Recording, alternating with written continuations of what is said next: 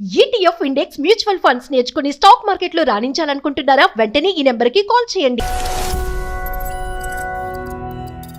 Call busy వచ్చిందంటే ఎవరితో మాట్లాడుతున్నావు, నీకు సరిపోలేదా నీకు? ఇతను ఏమన్నా పని చేస్తాడమ్మా? ఆ చుట్టుపక్కల వాచ్మెన్ కింద ఉంటూ ఉంటాడా? నన్ను చేసుకోకపోతే ఫస్ట్ నిన్ను చంపేసి నేను చచ్చిపోతా. టాక్సిక్ టాక్సిక్ కాకపోతే ఫెంటాస్టిక్.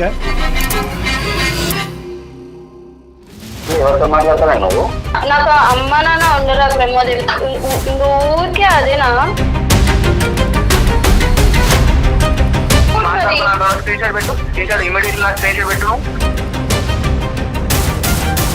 పూర్తి కంట్రోల్ తన చేతుల్లోనే. ఇంకా నిన్ను కంట్రోల్ చేయింది ఏముందమ్మా అతను? నువ్వు అమ్మాయిని చంపి బ్రతికిస్తున్నావయ్యా.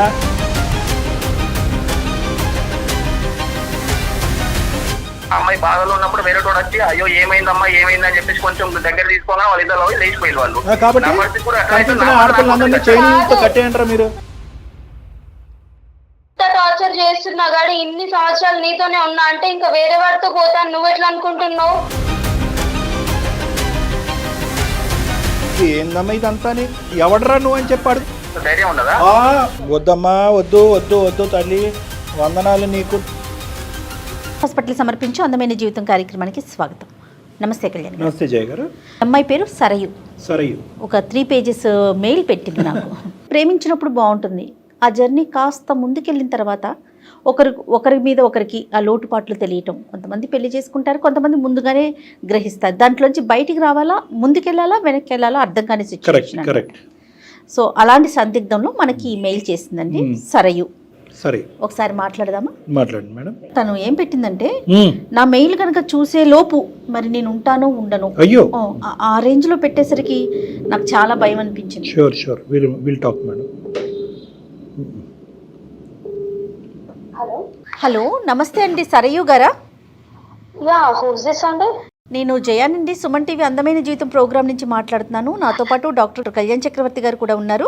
Thank you so much ma'am, call చేసినందుకు నా ప్రాబ్లమ్ని అర్థం చేసుకొని. తప్పకుండా అండి, తప్పకుండా. మీరు చాలా సీరియస్గా మెయిల్ పెట్టేసరికి మీరు పెట్టిన ఆ మెయిల్, ఆ వర్డ్స్ నాకైతే చాలా భయం అనిపించినాయి అండి. అందుకే డాక్టర్ గారి ముందు పెట్టాను. ఒకసారి డాక్టర్ గారితో మాట్లాడతారా? షూర్ మ్యామ్, మాట్లాడతాను మ్యామ్. హలో అమ్మ సరియు. నమస్తే సార్. నమస్తే. నువ్వే అఘాయిత్యానికి పాల్పడకుండా ఇలా సేఫ్గా ఉండటం మాకు హ్యాపీగా ఉంది. ఎందుకంటే లాస్ట్ లైన్ ఈమెయిల్లో నేను ఉండకపోవచ్చు అని మీరు పెట్టారు కదా, చాలా బాధ. అవును సార్, అవును సార్. ఏంటమ్మా అంత బాధ కలిగి బ్రతకూడదు అనే వచ్చే ఆలోచన సంబంధించిన సమస్య ఏంటి? అంటే అసలు నా లైఫ్ ఏంటో నాకు అర్థం కాకుండా ఉంది సార్. అసలు నేను ఏం చేస్తున్నాను, అసలు ఏం చెయ్యాలి, అసలు నేను చేస్తున్నది కరెక్టేనా అన్నది నాకు కూడా అర్థం కాకుండా ఉంది సార్. నా లైఫ్ ఎట్టుపోతుందో కూడా అర్థం కావట్లేదు. చెప్పమ్మా, చెప్పు. How can we help you? నా పేరు Sarayu sir, I'm software engineer. నేను 6 years బ్యాక్ బీటెక్ లో ఉన్నప్పుడు ఒక అబ్బాయిని లవ్ చేశాను సార్. అతను నా సూపర్ సీనియర్, తన పేరు ప్రమోద్. అంటే ర్యాగింగ్ చేస్తున్నప్పుడు తను నన్ను ప్రొటెక్ట్ చేశాడనమాట. సో ఆ టైంలో మేము ఫ్రెండ్స్ అయ్యాము. ఫ్రెండ్స్ కాస్త కొన్ని రోజులు అయిన తర్వాత అది లవ్ గా మారింది. సో ఆ టైంలో తను చూపించే కేరింగ్, ఎవ్రీథింగ్ నాకు చాలా బాగా అనిపించేది సార్. అంటే ఎవ్రీథింగ్ తనే చూసుకునేవాడు అనమాట. అంటే నాకు ఏమైనా కావాలన్నా, లేదంటే నేను ఎటైనా బయటికి వెళ్ళాలన్నా తనే వచ్చి తీసుకువెళ్ళి వెళ్ళడము, తనే వచ్చి డ్రాప్ చేయడము, ఏదైనా ఫుడ్ తినాలన్నా తనే వచ్చి తీసుకురావడం. 1 rupee కూడా ఖర్చు పెట్టించేవాడు కాదు సార్ నాకు.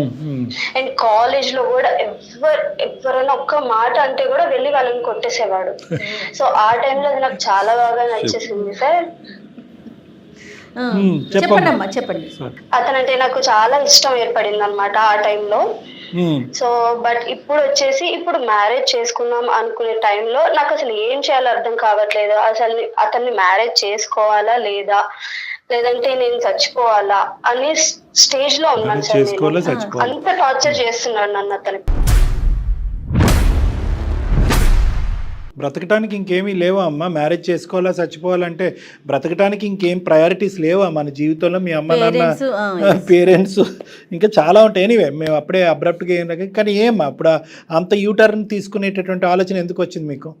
అంటే సార్ నేను అతన్ని చాలా లవ్ చేశాను సార్, కానీ ఇప్పుడున్న సిచ్యువేషన్ లో అసలు అది రిలేషన్షిప్ పొసెసివ్నెస్ చూపిస్తున్నాడా, లేదంటే అతి ప్రేమ వల్ల అలా చేస్తున్నాడా, లేదంటే టాక్సిక్ అయిపోయాడా, అసలు ఏంటో అర్థం కావట్లేదు సార్. చాలా అంటే చాలా టార్చర్ చేస్తున్నారు సార్. రోజు ఏదో ఒకటి తీసి నన్ను కొట్టడము, తిట్టడము. అంటే మీరేంటమ్మా లివింగ్ లో ఉన్నారా లేదంటే? లేదు సార్, లివింగ్ లో ఏం లేదు, నేను హాస్టల్లో ఉంటాను సార్. తను వచ్చేసి రూమ్ లో ఉంటారు. ఎంగేజ్మెంట్ దాకా వచ్చిన సంబంధాన్ని కూడా క్యాన్సిల్ చేసుకొని ఇంట్లో ఫైట్ చేసి మరి తననే పెళ్లి చేసుకుంటానని చెప్పాను సార్. మా పేరెంట్స్ కూడా చాలా తిట్టారు, కొట్టారు, అయినా కూడా నేను అతన్నే పెళ్లి చేసుకుంటాను అని చెప్పి మరీ ఉన్నాను సార్. అంటే ఫైనల్ గా ఒప్పుకున్నారమ్మా? అంటే ఆ అబ్బాయి సైడ్ గానీ మీ సైడ్ గానీ పేరెంట్స్ అంగీకరించారా? నువ్వు ఇంత గట్టిగా చెప్తున్నావు అంటే అబ్బాయి మంచోడే అని చెప్పి ఒప్పుకున్నారు సార్. మరి ఈ అబ్బాయితో ప్రాబ్లం ఏంటమ్మా? అంటే ఫస్ట్ స్టార్టింగ్ చాలా బాగా ఉండేవాడు సార్, చాలా బాగా, అంటే ఎంత మంచిగా కేరింగ్ గా చూసుకునేవాడు. ఆ కేరింగ్ రాను రాను ఏమైపోయిందంటే నాకు చాలా కష్టంగా అయిపోతుంది సార్. అతన్ని భరించలేకుండా ఉన్నాను. ఎలా అంటే మా అమ్మలతో మాట్లాడినా కూడా, ఎందుకు ఇంతసేపు మాట్లాడుతున్నావు, ఇంతసేపు మాట్లాడడం అవసరమా, ఏం మాట్లాడుకుంటున్నారు ఇంతసేపు అని ప్రతి ఒక్క చిన్న పాయింట్ కూడా నాకు చెప్పాలి. నువ్వు బయటికి వెళ్ళేది నాకు చెప్పాలి. ఒకవేళ బయటకు వెళ్తున్నా అంటే నేను లేకుండా నువ్వెందుకు బయటకు వెళ్ళడము, నీకు అంత పని ఏం అవసరమైంది, నీకు పని అవసరం ఉంది అంటే నాకు ఫోన్ చేయి, నేను వచ్చి తీసుకొని వెళ్తాను అని అంటారు సార్. ఈ చేంజ్ అంతా అబ్రప్ట్ గా ఒక సడన్ గా ఒక రోజు వచ్చిందమ్మా, లేదంటే over a period of time వచ్చిందా, లేదంటే ఏమన్నా నీ సైడ్ ఏమైనా తప్పు కానీ, అంటే తెలిసి తెలియనటువంటి ఏమైనా తప్పు జరగటం వల్ల అతను అలా మారిపోయాడు? స్టార్టింగ్ నుంచి ఇలా ఉంటే కనుక 6 years రిలేషన్షిప్ అవ్వదు కదా అమ్మా ఇది. స్టార్టింగ్ లో ఉన్నప్పుడు నాకు అది కేరింగ్ గా అనిపించింది సార్, కేరింగ్ గా అనిపించి మంచిగా అనిపించింది. కానీ రాను రాను బీటెక్ అయిపోయిన తర్వాత ఇద్దరికి జాబ్ వచ్చింది, మంచిగా సెటిల్ అయ్యాము, మ్యారేజ్ చేసుకున్నాము అనే టైంలో ఇతను ఇలా మాట్లాడడం స్టార్ట్ చేశాడు అనమాట. ఏంటి, ఎందుకు, అన్ని క్వశ్చన్స్ చేస్తూ ఉంటాడు సార్. ఎప్పుడైనా బయటకు తినడానికి వెళ్తా అన్నా కూడా, నేను లేకుండా ఎట్లా వెళ్తావు తినడానికి నువ్వు అన్నట్లు మాట్లాడతారు సార్. నేను ఒక రోజు అంటే మా ఫ్రెండ్స్ తో బయటకు వెళ్ళాను సార్, వండర్లా ఇలా ట్రిప్కి వెళ్తాం కదా, అలా వెళ్ళాను అనమాట. వెళ్తే అప్పుడు ఫోన్ చేసి, నీకు ఎవరు పర్మిషన్ ఇచ్చారు వెళ్ళడానికి, నేను వెళ్ళమని చెప్పానా, నువ్వు అర్జెంట్ గా ఎక్కడ ఉంటే అక్కడ నుంచి హాస్టల్కి వచ్చాయని చెప్పి తిట్టాడు సార్ ఆ రోజు మా ఫ్రెండ్స్ అందరి ముందు. నేను అప్పటికప్పుడే వచ్చేసి హాస్టల్కి వచ్చేసాను. సో ఇలా మాట్లాడుతూ కొట్టే పరిస్థితి ఎందుకు వచ్చిందమ్మా? కొట్టాడు అని కూడా అన్నావు, ఏమైనా తాగుతాడా, అలాంటివి ఏమైనా ఉన్నాయా? లేదు, తాగడం అలా ఏం లేదు సార్. ఒక రోజు ఏంటంటే నా బీటెక్ ఫ్రెండ్స్ నాకు మెసేజ్ చేశాడు అనమాట, ఒక అబ్బాయి, ఏం చేస్తున్నావు అంటే నార్మల్ కన్వర్సేషన్ మాట్లాడుకున్నాం సార్. ఏం చేస్తున్నావు, ఎలా ఉన్నావు, ఎక్కడున్నావు, ఇలా మాట్లాడారనమాట. మాట్లాడినప్పుడు నార్మల్ గా తిన్నావా అంటే, ఆహా నేను తిన్నాను, నువ్వు తిన్నావా అని అడిగాను సార్ నేను. ఆ టెక్స్ట్ చూసి, వాడు తినకపోతే నీకెందుకు, నువ్వు వెళ్ళి తినిపిస్తావా, లేదంటే నువ్వు తినకపోతే ఆ అబ్బాయి వచ్చి నీకు తినిపిస్తాడా అని చెప్పి రోడ్డు మీద హాస్టల్ ముందు అందరి ముందు కొట్టాడు సార్. ఒక్క రోజు ఒక నైట్ నార్మల్ గా నేను నిద్ర వచ్చేసి పడుకున్నాను సార్ కాల్ చేయకుండా. మార్నింగ్ లేచి చూసేసరికి 100 మిస్డ్ కాల్స్ ఉన్నాయి సార్, 100 మిస్డ్ కాల్స్ ఉన్నాయి. అంటే ఎత్తకపోతే వెంటనే కాల్ చేస్తాడు అంతే కదమ్మా? అవును సార్. నైట్ నేను పడుకునేటప్పుడు వీడియో కాల్ చేయాలి, నేను ఇంకో హాస్టల్లో ఉన్నాను పడుకుంటానని వీడియో కాల్ చేసి అప్పుడు పడుకోవాలి. అండ్ మార్నింగ్ కాల్ చేసి, నువ్వు ఫస్ట్ హాస్టల్ కిందకి రా, నేను కిందనే కూర్చున్నా, నైట్ నుంచి నేను కిందనే ఉన్నా, నువ్వు ఇప్పుడు హాస్టల్ కిందకి రా అని అన్నాడు సార్. నేను కిందకి వెళ్ళాను అనమాట. కిందకి వెళ్ళగానే అందరి ముందు లాగి పెట్టి కొడితే 5 వచ్చులు పడ్డాయి సార్ చెంప మీద నాకు. వెళ్ళి గోల చేశాడు. హాస్టల్ వార్డెన్ అడిగాడు, ఈ అమ్మాయి నైట్ ఇక్కడే ఉందా, ఎక్కడికి వెళ్ళింది, బయటకు వెళ్ళిందా, లేదంటే నాకు కాల్ చేయలేదు అని చెప్పి గొడవ పెట్టుకున్నాడు సార్ హాస్టల్ వార్డెన్ తో కూడా. ఇతను ఏమన్నా పని చేస్తాడమ్మా, ఆ చుట్టుపక్కల వాచ్మెన్ కింద ఉంటూ ఉంటాడా? తను కూడా సాఫ్ట్వేర్ ఎంప్లాయీ సార్. అంటే జాబ్ కూడా నాకు తనే రిఫర్ చేశాడు. అది కూడా ఎందుకని నాకు తర్వాత అర్థమైంది, వాళ్ళ ఫ్రెండ్స్ అందులో ఉన్నారంట. నేను ఏం చేస్తున్నాను, ఎలా ఉంటున్నాను, ఎక్కడికి వెళ్తున్నాను అవన్నీ తెలుసుకోవడానికి వాళ్ళకి తెలిసిన కంపెనీలోనే నాకు జాబ్ రిఫరెన్స్ ఇచ్చాడు సార్. ఆయన ఇంక ఉద్యోగం ఎక్కడ చేస్తున్నాడమ్మా, నీకు జాబ్ ఇప్పించాడు బాగానే ఉంది, నీ వెనకాల తిరగటమే సరిపోతా ఉంది కదా. ఇదే ఈ ఎంక్వైరీలోనే ఉంటాడు అతను ఉదయం నుంచి సాయంకాలం వరకు. అవును సార్. ఫస్ట్ నుంచి ఇలానే ఉండేవాడు సార్. కానీ ఆ టైంలో ఏమనిపించింది అంటే చాలా కేరింగ్ గా, లైక్ ఒక అర్జున్ రెడ్డిని చూస్తున్నట్టు ఆ ఫీలింగ్ లో ఉండేదాన్ని. కాబట్టి నాకు అప్పుడు ఏం అనిపించలేదు సార్, చాలా కేరింగ్ గా అనిపించింది. కానీ రాను రాను రాను ఏంటంటే అది భరించి భరించి భరించి నాకు అది పాసెసివ్ లాగా, టాక్సిక్ లాగా అయిపోతుంది సార్. ఇప్పుడు వాట్సాప్ సీన్ కనపడకపోయినా కానీ తిడతారు సార్. ఏదైనా మంచి పిక్ స్టేటస్ లో పెట్టినా కూడా ఈ పిక్ ఎందుకు స్టేటస్ లో పెట్టావు, ఎవరి కోసం స్టేటస్ లో పెట్టావని తిడతారు సార్. ఇన్స్టాగ్రామ్ అకౌంట్ కూడా తీసుకున్నాడు అతనే. ఎవరైనా ఫాలో అంటే ఎవరైనా రిక్వెస్ట్ పెట్టినా కూడా ఇతను ఎందుకు నీకు రిక్వెస్ట్ పెట్టాడు, నీకు తెలుసా, ఇతను నువ్వు ఆయనకి తెలుసా అన్నట్టు మాట్లాడతాడు. ఎప్పుడైనా రోడ్డు మీద నార్మల్ బయటకు నడుచుకుంటూ వెళ్ళినా కూడా ఎవరైనా అబ్బాయి నన్ను చూసినా, ఆ అబ్బాయి నీకెలా చూస్తున్నాడే, నీకు తెలుసా అబ్బాయి నీ ఫ్రెండా, లేదంటే మీరిద్దరే మనం కోఆర్డినేట్ చేసుకుంటున్నారా కళ్ళతో అని మాట్లాడతాడు సార్. జస్ట్ నార్మల్ నడుచుకుంటూ వెళ్ళి ఎవరో పర్సన్, ర్యాండమ్ పర్సన్ చూసినా కూడా అలానే మాట్లాడతాడు. ఇన్ని విధాలుగా ఉన్న ఇతనైతే కరెక్ట్ గా ఉంటదమ్మా, ఇతని వ్యక్తిత్వం గానీ. నేను చాలా టైమ్స్ చెప్పాను సార్, అసలు నువ్వు నాకు వద్దు అని చెప్తే చాలు, నేను లేకుండా నువ్వు ఒక్క అడుగు కూడా ముందుకు వేయలేవు, నేను లేకుండా అసలు నువ్వు ఎలా ఉంటావు అని చెప్పి చేతులు కోసుకోవడము, లేదంటే నన్ను బెదిరించడము, లేదంటే మా అమ్మ నెంబర్ తీసుకున్నారు సార్. ఎలా తీసుకున్నాడో కూడా నాకు తెలియదు. ఫోన్ లో మా అమ్మ నెంబర్ తీసుకొని మీ అమ్మకి చెప్తానని బెదిరించడము, అలాంటివి చేసేవాడు సార్. చెప్తే చెప్పుకోమనండి, ఎవరు నమ్ముతారు ఇవన్నీ పిచ్చి మాటలన్నీ. ఇంకా ఏదైనా డ్రెస్ వేసుకొని బయటకు, ఈ డ్రెస్ ఎందుకు వేసుకున్నావు నువ్వు, ఈ డ్రెస్ వేసుకోకూడదు, ఈ డ్రెస్ వేసుకోవాలి, ఇంకో ఆఫీస్కి వెళ్ళేటప్పుడు కూడా ఈ డ్రెస్ వేసుకోవాలి అని చెప్పి ముందే చెప్పేవాడు సార్. పూర్తి కంట్రోల్ తన చేతుల్లోనే. ఇంకా నిన్ను కంట్రోల్ చేయింది ఏముందమ్మా అతను? నువ్వు తినే తిండి, చదువు మా మమ్మీ డాడీ కూడా అసలు ఈ 26 years లో ఒక్కసారి కూడా నన్ను కొట్టలేదు సార్. మా అమ్మ నాన్న కూడా. ఇతను నన్ను ఎన్ని సార్లు కొట్టాడో, ఎవ్రీడే ఏడుస్తాను సార్, ఎవ్రీడే. నేను అసలు మంచిగా సంతోషంగా ఉన్న రోజే లేదు సార్. కదమ్మా, ఇంత ఫైట్ చేసి మీ పేరెంట్స్ ని ఒప్పించినటువంటి ఈ మహానుభావుడు గురించి మళ్ళీ మీ తల్లిదండ్రులకి వెళ్ళి చెప్పావా? లేదు సార్, చెప్పలేదు సార్. అంటే నేనే అతన్ని చెప్పాను అనమాట, నువ్వు ఇలా ఉంటే నేను నిన్ను పెళ్లి చేసుకోను, ఇలా ఉంటే నేను నీతో ఉండను అని చాలా టైమ్స్ చెప్పాను సార్. నువ్వు చెప్తే గొప్పగా మారిపోయే రకం కాదులేండి అమ్మా.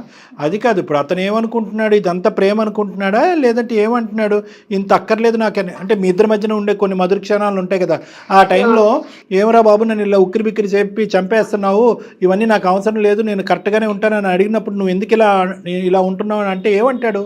ఇప్పటికీ చేయడం నీ మీద ప్రేమనే కదా అని ఒక్క డైలాగ్ అంటాడు సార్. మా అమ్మా నాన్నకి ఏం చెప్పాలో అర్థం కావట్లేదు సార్.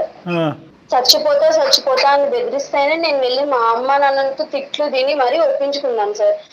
ఇప్పుడు నేనే చచ్చిపోయే సిచ్యువేషన్ వచ్చాను సార్. నాకు అసలు నా లైఫ్ ఎట్టుపోతుందో అర్థం కావట్లేదు. ఇంకా దేనికన్నా జీవితాలు త్యాగం చేయొచ్చు, కానీ ఇలాంటి వాడి గురించి జీవితాలు త్యాగం చేసే అంత పిచ్చి పని ఇంకోట్లేదు. ఇప్పుడు కూడా కాల్ చేస్తున్నాడు సార్. ఇందాక మీకు బిఫోర్ 10 minutes బిఫోర్ నేను అతనితో కాల్ మాట్లాడాను. ఇప్పుడు కూడా అంటే ట్రూ కాలర్ లో చెక్ చేసినట్లున్నాడు, కాల్స్ మీద కాల్స్ చేస్తూనే ఉన్నాడు సార్. మరి ఇంకా అసలు ఆయన పని ఎప్పుడు చేస్తాడమ్మా? అంటే మేడం ఎప్పుడైనా నాకు కాల్ బిజీ వచ్చిందంటే ఎవరితో మాట్లాడుతున్నావు, ఇంకా చాలా బ్యాడ్ గా మాట్లాడతాడు మ్యామ్. నేను సరిపోలేదా నీకు? అమ్మా ఇప్పుడు ఎందుకు ఇలా చేస్తున్నావు అంటే కనుక చాలా ఊతపదంలాగా వాడేటటువంటి మాట ఏంటంటే నీ జాగ్రత్త, నీ సెక్యూరిటీ గురించే. నువ్వంటే విపరీతమైన నమ్మకం, సమాజం అంటే నమ్మకం లేక నిన్ను కాపాడుకుంటున్నానని ఈ తూతూ మంత్రం కాకమ్మ కబుర్లు చాలా చెప్తూ ఉంటారు. దాని పైపెచ్చి ఏమంటారంటే దీనికి అంతట్లు ఒక్క పదంతో నిర్వచనం చెప్పంటే ప్రేమ అని చెప్పి చాలా ఈజీగా వాడుతూ ఉంటారు. ఇక్కడ ప్రేమ లేదు, దోమ లేదు, ఏమీ లేదమ్మా. ఇది ప్యూర్ శాడిజం. జాగ్రత్తగా కాపాడటం గురించి అనే దానికి, ఇన్ఫాక్చువేషన్ అనే దానికి, ప్రేమ అనేటటువంటి దానికి, వీటన్నిటికి గీత చాలా సన్నంగా ఉంటుందన్నమాట.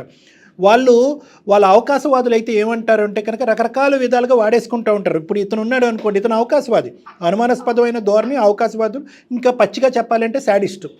ఎందుకంటే ఎప్పుడైతే నువ్వు సాఫ్ట్వేర్ ఇంజనీరు, చక్కటి ఇంగ్లీష్ మాట్లాడుతున్నావు, మీ ఆఫీస్లో ఇంటా బయట ఇలాంటి వాతావరణాలని చాలా సందర్భాల్లో సమయాల్లో చూసుంటావు. నీ మనస్సాక్షికి తెలుసు, నీ మనస్సాక్షికి ఇప్పుడు వరకు తెలిసినటువంటి అంశం ఏంటంటే ఈ వ్యక్తి కరెక్ట్ కాదు, ఈ వ్యక్తితో జీవితాంతం నేను ప్రయాణం చేయలేను అన్నటువంటి మాట నీకంటే మాకు ఎలా బాగా తెలుస్తుందమ్మా? నీకు తెలుసు, కానీ నువ్వేంటంటే ఆ విషయం చెప్తాను సార్. నేను నీతో ఉండలేను ప్రమోద్, ఇలా చేస్తే నేను నీతో ట్రావెల్ చేయలేను, నేను పెళ్లి చేసుకోవాలంటే నన్ను చేసుకోకపోతే ఫస్ట్ నిన్ను చంపేసి నేను చచ్చిపోతా అంటాడు సార్. నేను ఆ భయంతోనే ఇప్పుడు వరకు అతనితో ఉన్నాను సార్. లేదంటే నాకు లవ్ కానీ ఇక నేను చచ్చిపోతాను వాళ్ళు చచ్చిపోతాను అనేటటువంటి అంశాలతో ముడిపెడితే నువ్వు చచ్చిపోతావు. నువ్వు ఆల్రెడీ మానసికంగా చనిపోయావు. 6 సంవత్సరాల పాటు నీ జీవితం అంతా వ్యర్థమైంది. ఆఖరికి మీ తల్లిదండ్రులను ఎవరినైతే బలవంతంగా ఒప్పించావో ఆ తల్లిదండ్రుల దగ్గరికి ఎదురెళ్ళి అమ్మా నాన్న ఇలా ఉన్నాడు నా సెలక్షన్ అని చెప్పుకోలేనటువంటి దుస్థితి. సో కాబట్టి ఇక్కడ ఏంటంటే వాళ్ళు చచ్చిపోతారు వీళ్ళు సూసైడ్ చేసుకోవటాలనే మాటలు కాసేపు పక్కన పెట్టి అసలు ఈ మనిషి బారి నుంచి నేను ఎలా బయటపడాలి అనేది ఆలోచిస్తే కనుక మేము దానికి సహాయపడగలమమ్మా. ఇన్ని సంవత్సరాల పాటు ప్రేమించాను కాబట్టి ఇంకొక 100 సంవత్సరాలు ఇంకో 90 సంవత్సరాల పాటు అక్కడే పడి చచ్చిపోతాను అనేటటువంటి ఆలోచనలోంచి దయచేసి ఉండద్దు. ఎందుకంటే ప్రేమను కాస్త తీసుకెళ్ళి పెళ్ళి కాస్త ఒక పర్మనెంట్. ఇక్కడైతే యూటర్న్ తిరగచ్చు మేడం. ఇంకా పెళ్ళిలో ఏం యూటర్న్ ఉంది వీళ్ళకి? సహజంగా అమ్మాయిలు ఎట్లా ఆలోచిస్తారంటే డాక్టర్ గారు చాలా సెంటిమెంటల్ గా ఆలోచించేస్తారండి. అతనితో మేము కనెక్ట్ అయిపోయాము, అతనితో ఉన్నాము, రిలేషన్ కొనసాగుతోంది, ఇప్పుడు అతను చెడ్డోడు అన్నా సరే మనసు యాక్సెప్ట్ చేయదు, సహజంగా ఆలోచిస్తారు. కానీ ఎంత మంచి పాయింట్ చెప్పారండి మేడం. ఇంకొక మంచి పాయింట్ చెప్పనా? యాక్సెప్ట్ చేయరు అనే మీ మాటకి ఇంకొక మాట అడగనా? వాడు వీళ్ళకి ఆల్టర్నేటివ్ థింకింగ్ ఇవ్వడానికి స్పేస్ కూడా ఇవ్వడు. నేను ఎవడు అనుకునే లోపల మధ్యలో ఇప్పుడు కూడా కాల్స్ మీద కాల్స్ చేస్తూ ఉన్నాడు. నాకు భయం అవుతుంది. అతను కాల్ లిఫ్ట్ చేయాలంటే కూడా భయం అవుతుంది. మీరేం డిసైడ్ అయ్యి మాకు మెయిల్ చేశారో చెప్పండి ఒక్కసారి, అతనితో మాట్లాడదాం. అసలు నా లైఫ్ ఏంటో నాకు అర్థం కావట్లేదు మ్యామ్. సో అది అసలు టాక్సిక్ కా లేదంటే అతను పొసెసివ్ లేదంటే అతి ప్రేమ వల్ల అలా చేస్తున్నా. టాక్సిక్ కాకపోతే ఫెంటాస్టిక్. అసలు ఆ రిలేషన్షిప్ లో నుంచి నాకు ఎలా బయటికి రావాలన్నది కూడా అర్థం కావట్లేదు సార్. ప్లీజ్ సార్ నన్ను ఎలాగైనా బయటకు తీసుకొని రండి సార్. బయటకు తెచ్చేస్తాం. అందులో 110%. ఎవరైనా అస్త్ర శస్త్రాలు ఉపయోగించేసి మేము తీసుకొస్తాం. పోలీసులు కానీ బందోబస్తు కానీ. చాలా భయం అవుతుంది సార్. ఆడు కొడితే చేతులు వెనక్కి మడత పెడతాం. కానీ నేను చెప్పేది ఒక్క నిమిషం అమ్మ, ఒకే ఒక మాట నేను చెప్తున్నాను. ఇందులోంచి బయటపడాలి అని అనుకుంటే కనుక నీలో ఏమాత్రం గిల్టు ఇప్పుడు కానీ అప్పుడు కానీ ఎప్పుడు కానీ ఉండకూడదు. నేనేదో బాగు చేసుకోవాల్సినటువంటి మనిషిని, అంత గాఢంగా ప్రేమించినటువంటి మనిషిని, ఆ ప్రేమను త్యాగం చేసేసి నేను అనవసరంగా బయటకు వచ్చేసాను గిల్టు నామమాత్రం కూడా నీ మనసులో ఉండకూడదు. ఇది నెంబర్ 1. నా లైఫ్ నాకు కావాలి సార్. నా లైఫ్ నా చేతిలోకి కావాలి. నా లైఫ్ అతనికి నచ్చినట్టు కాదు, నాకు నచ్చినట్టు నేను బ్రతకాలనుకుంటున్నాను. నిజంగా నీ భయాన్ని మేము అర్థం చేసుకోగలమమ్మా. ఎందుకంటే జయ గారు, సమాజంలో ఇప్పుడు మనం ఏదైతే ప్రతిరోజు ఉదయం లెగుస్తూనే అరే ఈ రోజు ఏం వార్త వినిపిస్తుందో అనేటటువంటి సమాజంలో ఎక్కడ కూడా ఎవ్వరు తగ్గట్లేదు. అమ్మాయిలు తగ్గట్లేదు, అబ్బాయిలు తగ్గట్లేదు, భర్తలు తగ్గట్లేదు, భార్యలు తగ్గట్లేదు. ఏకంగా నరుకుడు, కోసుడు, పాతుపెట్టుడే, చిన్న పిల్లలు కూడా తయారయ్యారు. నిజంగా నీ భయం వాస్తవమైనటువంటి భయం అమ్మా. ఈ రోజు ఈ ప్రేమని కట్ చేయటం అనేటటువంటిది ఎంత ఇంపార్టెంటో నీ సేఫ్టీ అనేది కూడా అంతే ఇంపార్టెంట్. కాలేజ్ చేయకపోతే హాస్టల్ కింద వచ్చి రచ్చ చేస్తారు సార్. ఎంత భయపడుతుంది మీరు చెప్తున్నారు, బట్ నా ధ్యాస అంతా ఇటు కాల్ మీద అంటే నాకు షివరింగ్ వస్తుంది సార్. బాడీ అంతా ఒక్క నిమిషం, నాకు మీ సేఫ్టీ కూడా ఇంపార్టెంట్ అమ్మా. ఎందుకంటే కేవలం ప్రేమను తగ్గొట్టడం, నిన్ను అక్కడి నుంచి బయటకు లాగటమే కాదు, ఆ తర్వాత అతను నీ మీద ఎటువంటి ప్రయోగం చేస్తాడు, ఏ విధంగా నిన్ను అటాక్ చేస్తాడు అనేటటువంటి భయంతో ఏ విధంగా చేస్తే బాగుంటుంది అనేది నేను జయ మేడం ఆలోచిస్తున్నాం. ఎనీవే ఎలాగా చేస్తున్నాడు కదా, ఒక కాల్ కలపమ్మా, మేము మ్యూట్ లో ఉంటాం. అతను ఎలా నీతో మాట్లాడుతున్నాడో మేము చూస్తాం. కనెక్ట్ అమ్మా. ఎంత భయపడుతుందో చూడండి. హెరాస్మెంట్ మేడం, అసలు ఊరికే వదలకూడదు వాడిని. హలో హలో ప్రమోద్, ఏ రేట్ వెళ్తాను? ఎవరితో మాట్లాడతాను? నాకు అమ్మ నాన్న ఉండరా ప్రమోద్? ఊరికే అదేనా? ఎవరితో మాట్లాడతానా నువ్వు? అమ్మ నాన్నతోనే మాట్లాడుతున్నాను ప్రమోద్. ఇంక ఊరికే వేరే వాళ్ళతోనే మాట్లాడతాను. ఎప్పుడైనా వేరే వాళ్ళతో మాట్లాడాను? నువ్వు చూస్తున్నావా? నీ దగ్గర యాక్సెస్ ఉంది కదా. వేరే వాళ్ళతో నువ్వు మాట్లాడతావు ఇక్కడ, నువ్వు మాట్లాడతావు అని నేను అంటలేదు. ఎవరితో మాట్లాడతావు అడిగినా, వేరే వాళ్ళతో మాట్లాడుతున్నానా వాళ్ళతో మాట్లాడని అడగలేదు కదా. నువ్వెందుకు చెప్తాను అంటే నువ్వు వేరే వాళ్ళతో మాట్లాడాలనుకుంటున్నావా? లేదు, వేరే వాళ్ళతో మాట్లాడితే నేను ఊరుకుంటానా? నువ్వు మాట్లాడే అంటున్నారా చెప్పు. లేదు ప్రమోద్, నేను మాట్లాడను ప్రమోద్. నువ్వు వేరే వాళ్ళతో మాట్లాడుతున్నావు అని చెప్పేసి నేను అనుకోవాలని చెప్పేసి నాకు చెప్తాను. ఇందాక 15 నిమిషాల క్రితమే కదా నీకు ఫోన్ చేసి చెప్పాను. అదే కదా మరి.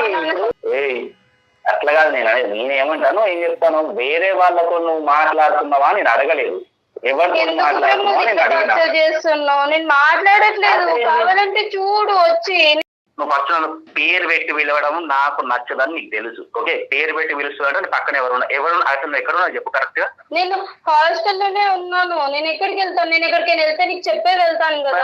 ఇంకా 15 నిమిషాల క్రితం కూడా నువ్వు అదే క్వశ్చన్ చేసావు కదా, నువ్వు వేరే వాళ్ళతో మాట్లాడుతున్నావు. అందుకనే నేను వేరే వాళ్ళతో మాట్లాడట్లేదు, అమ్మ నాన్నతోనే నీకు ఫోన్ కట్ చేసే ముందు కూడా చెప్పా కదా, అమ్మ ఫోన్ చేస్తుంది, మాట్లాడిన తర్వాత ఫోన్ చేస్తా అని చెప్పా కదా. ఇంతలోపే నువ్వు కంటిన్యూగా కాల్స్ మీద ఇంకా అమ్మ నాన్నతో మాట్లాడొద్దా చెప్పు? ప్రతి రోజు ప్రతి 1 minute నీతోనే మాట్లాడుతూ ఉంటా. రోడ్డు మీద పోతానా ఒక ఏమన్నా అయింది అనుకో, నేను అయిపోయి అందుకే ఏమన్నా అయింది కాబట్టి ఫోన్ చేస్తాను. ఏమో నేను చచ్చిపోయిన వచ్చిన శివం కాడ కూర్చొని చేస్తావా, అయ్యో బతుకున్నావా అని చెప్పేసి ఫోన్ ఎత్తాలి కదా. నువ్వు ఫోన్ ఎత్తి ఎందుకు ఫోన్ చేస్తాను అడగాలి కదా. ఏమైంది మమ్మీతో మాట్లాడుతున్నా అంటే నాకు క్లారిటీ ఉంటది కదా. నువ్వు ఎవరితో మాట్లాడుతున్నావు నాకేం తెలుసు? నేను చూసిందా నిన్ను? చూడు ప్రమోద్, వచ్చి కావాలంటే నీ దగ్గర స్క్రీన్ షాట్ పెట్టు, screen shot immediate screen shot పెట్టు. పెడతా స్క్రీన్ షాట్ పెడతా, ప్రతిసారి పెడతాను కదా నీకు స్క్రీన్ షాట్. ప్రతి ఒక్కటి నీ దగ్గర వాట్సాప్ లాగిన్ ఉంది, నీ దగ్గర ఇన్స్టాగ్రామ్ లాగిన్ ఉంది, నీ దగ్గర కాల్ ఏదో యాప్ ఎక్కించుకున్నావు. నేను ఎవరితో మాట్లాడుతున్నా, ఎంతసేపు మాట్లాడుతున్నా చూడడానికి కూడా యాప్ ఎక్కించుకొని చూస్తూనే ఉన్నావు కదా. ప్రతి ఒక్కరు చూసే నేను చూస్తాను తెలిసి కూడా నువ్వు ఎవరితో మాట్లాడుతున్నావు అని నాకు తెలిస్తే నేను అంత మాత్రం ఆ మాత్రం నాకు తెలియదు. ఎవరితో మాట్లాడుతున్నా చెప్పనా? యాప్ లో చూడు, నేను ఎవరితో మాట్లాడుతున్నాను యాప్ లో చూడు. ఎందుకు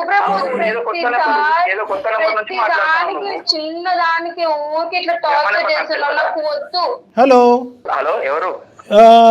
ప్రమోదా? హలో, అమ్మాయిని చంపేస్తావా? ఆ అమ్మాయి ఎక్కడుందో లొకేషన్ చెప్ప. మేము సుమన్ టీవీ అందమైన జీవితం నుంచి డాక్టర్ కళ్యాణ్ చక్రవర్తి జయ మేడం మాట్లాడుతున్నాము. మేమిద్దరు ఇక్కడే ఉన్నాం. మొత్తం నీ కాన్వర్సేషన్ అంతా కూడా 10 minutes పాటు దారుణంగా విన్నాం. మేము మ్యూట్లో పెట్టి మొత్తం విన్నాం, రికార్డ్ కూడా చేసాం. ప్రతి ఆధారంతో పాటు మేము రెడీగా ఉన్నాం. 6 years పాటు ఈ అమ్మాయి ఎటువంటి ఈ పిచ్చి అమ్మాయి, మళ్ళీ చెప్తున్నా, ఈ పిచ్చి అమ్మాయి ఇప్పటి వరకు నువ్వు నమ్మబలికినటువంటి ప్రేమ అనుకుంటూ నమ్మబలికి ఒక భయంకరమైనటువంటి శాడిజము, ఒక టార్చరు, ఒక సైకోపాత్లో నువ్వు బిహేవ్ చేసావు. మొత్తం అంతా రికార్డ్ చేసుకుని మేము ఎవిడెన్స్లన్నీ ఉన్నాం. 10 నిమిషాలు మేము వినలేకపోయాం. ఈ పిచ్చి అమ్మాయి 6 సంవత్సరాల పాటు ప్రతి నిమిషం ఈ వేదనకు గురవుతుంది. మేము అసలు ఊరుకునేదే లేదు. ఏం కావాలి నీకు? నేను ఆగమ నువ్వు ఆగో. ఒకటి నాకు చెప్పు, ఇది ప్రేమ?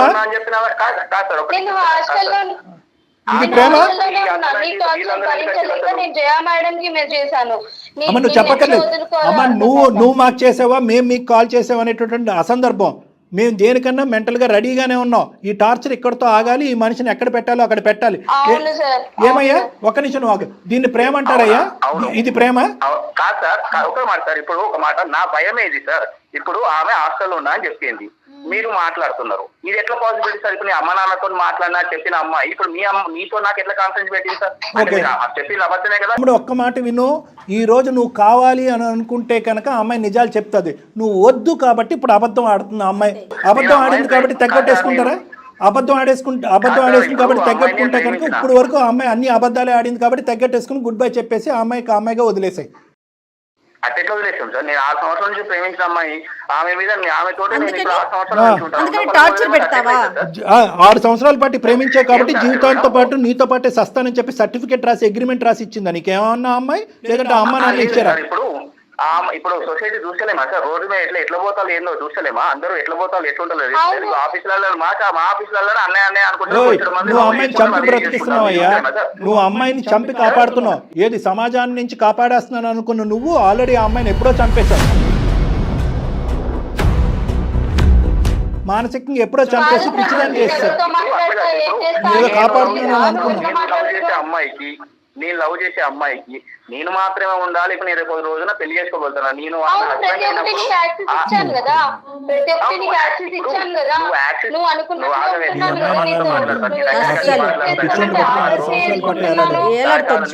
నీతో నేనేం మాట్లాడుతాను నీతో, కానీ సార్ వాళ్ళు ఏం అడుగుతున్నారు కానీ నేను చెప్తాను. నా బాధ కూడా నేను చెప్పుకుంటా. ఇప్పుడు రోడ్ మీద చాలా మంది చూస్తాను. నా ఫ్రెండ్ కూడా ఒక అమ్మాయిని 12 years నుంచి చిన్నప్పటి నుంచి లవ్ చేసిండు. ఉన్న పరంగా అమ్మాయి వేరే వాళ్ళు ఇష్టపడగానే ఆ అమ్మాయి బాధలో ఉన్నప్పుడు వేరే తోడు వచ్చి అయ్యో ఏమైందమ్మా ఏమైంది అని చెప్పేసి కొంచెం దగ్గర తీసుకోగా వాళ్ళు ఇద్దరు లేచిపోయి వాళ్ళు.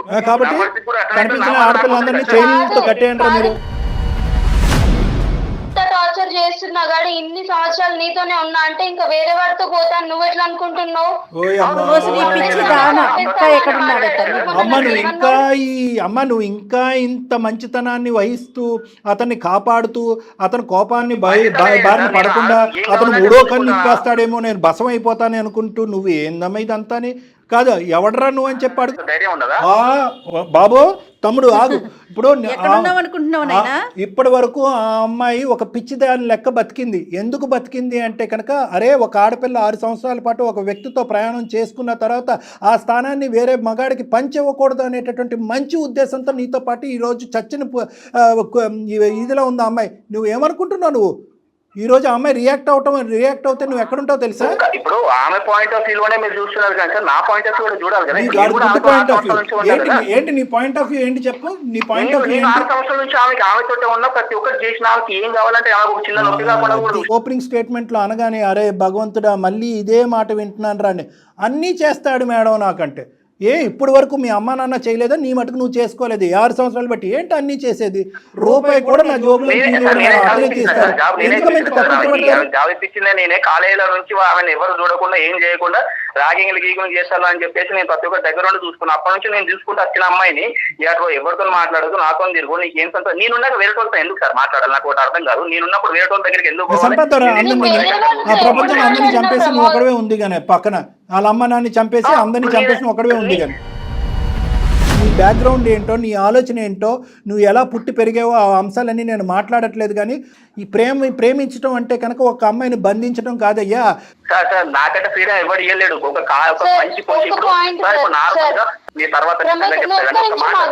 అమ్మాయిలు ఒక అమ్మాయి ఫోన్ చేసి అమ్మాయితో మాట్లాడుతున్నా గానీ ఆ అమ్మాయి ఎందుకు ఫోన్ చేసింది? ఓహో ఆ అబ్బాయి ఇప్పుడు నీతో మాట్లాడడానికి ట్రై చేసి కాన్ఫరెన్స్ కలిపేవాడు కదా, కాన్ఫరెన్స్ కాల్ మాట్లాడుకోవడానికి కాల్ చేసుకున్నారా మీరు అని చెప్పి అనుమానిస్తాడు సార్. అది ఒక అమ్మాయితో మాట్లాడినా కూడా అనుమానిస్తాడు. టెక్స్ట్ బుక్ ఆఫ్ అనుమానం అని ఒక టెక్స్ట్ బుక్ రాస్తే కనుక అందులో ఒక 1000 పాయింట్లు ఉంటాయి కనుక 1000 రకాల అనుమానాలు ఉంటాయి కనుక అన్ని అనుమానాలకి నిర్వచనం మీనింగ్ అన్నీ కూడా మీ ప్రమోదే, నో డౌట్ అబౌట్ ఇట్. కానీ అతను ఇంకా అదే ఒకటి అర్థం కాదు సార్. నీకేం చాలా అర్థం కాదు మాట్లాడేది సార్. ఇప్పుడు ఒక విషయం సార్, ఈమెకి అసలు మాట్లాడడానికి అసలు ఇప్పుడు ఎవరు మాట్లాడుతున్నా నాకు తెలియదు. ఇవన్నీ చేయడానికి కారణం ఏంది? ఆమెకు ఆల్రెడీ ఫాస్ట్ లో ఒక ఎక్స్ ఉన్నారు. మరి ఆ ఎక్స్ తోటి మాట్లాడిస్తున్నారా లేకపోతే అమ్మాయికి ఎక్స్ లేడు నీ బ్రెయిన్ లో బుర్రా అమ్మాయి నీకు ఉండయ్యా ఒక్క నిమిషం. ఆ అమ్మాయికి ఎక్స్ వై జెడ్ ఏమీ లేదు. అర్జెంటుగా ఎమర్జెన్సీగా మేము అంబులెన్స్ పంపిస్తాం, నిన్ను ఎక్కడికో తీసుకెళ్ళాలి. నిజంగా చెప్తున్నాను, నువ్వు కూడా నువ్వు మెంటలీ స్ట్రైట్ గా లేవు. ఇచ్చాడు లైఫ్ ఇచ్చాడు ఓకే సార్, బట్ నా లైఫ్ నా చేతిలో కాకుండా అతనికి నచ్చినట్టు బ్రతకమంటే నేను ఎలా బ్రతుకుతాను సార్ చెప్పండి. నేను చచ్చిపోయేటట్టు ఒకవేళ ఉంటే నాకంటే ముందు ఒక రోజు ముందు చచ్చిపోవాలి సార్. ఇది నేను కోరుకుంటాను. ఎందుకంటే అమ్మాయి నా లెక్కనే ఉండాలి, నాతోటే ఉండాలని ఒక ఇంటెన్షన్ ఎవరికైనా ఉంటుంది. నాకు అది కావాలి సార్ అంతే.